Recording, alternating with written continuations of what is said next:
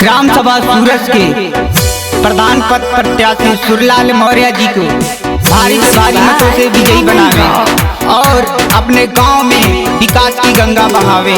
सुरलाल मौर्य जिंदाबाद जिंदाबाद जिंदाबाद, सुरलाल मौर्य जिंदाबाद जिंदाबाद जिंदाबाद।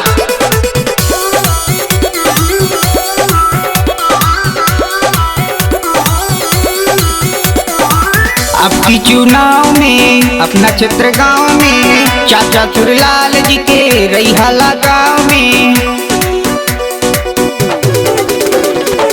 अब की चुनाव में अपना क्षेत्र गांव में चाचा सुरलाल जी के रैहाला गांव में। सोची के कदम उठैहा हो कमलावती देवी के विजयी बना के गंगा विकास के बहैया हो। चाचा सुरलाल जी के विजयी बना के गंगा विकास के बहैया हो।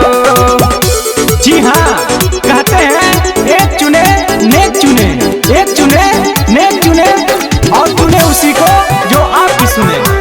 सुरलाल मौर्य जिंदाबाद जिंदाबाद जिंदाबाद, सुरलाल मौर्य जिंदाबाद जिंदाबाद जिंदाबाद।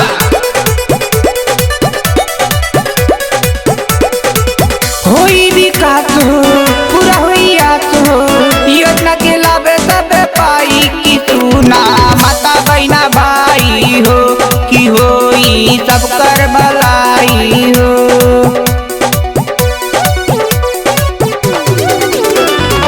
होई विकास हो पूरा होई आस हो, योजना के लाभ सब पाई कि सुना माता बहना भाई हो कि होई सब कर भलाई हो।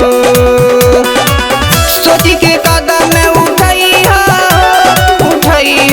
हो, मौर्य सुरलाल जी के विजयी बना के गंगा विकास के बहैया हो। कमलावती देवी के विजयी बना के गंगा विकास के बहैया हो। सुरलाल मौर्य जिंदाबाद जिंदाबाद जिंदाबाद, सुरलाल मौर्य जिंदाबाद जिंदाबाद जिंदाबाद।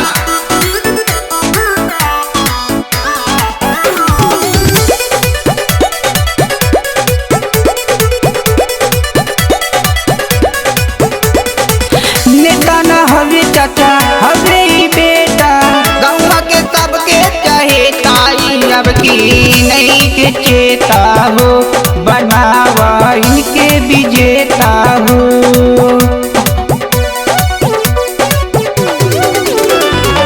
नेता न हवे चाचा हवे ही बेटा, गौवा के सबके चाहे ताकि अब की नहीं के चेता हो, बनावा इनके विजेता हो।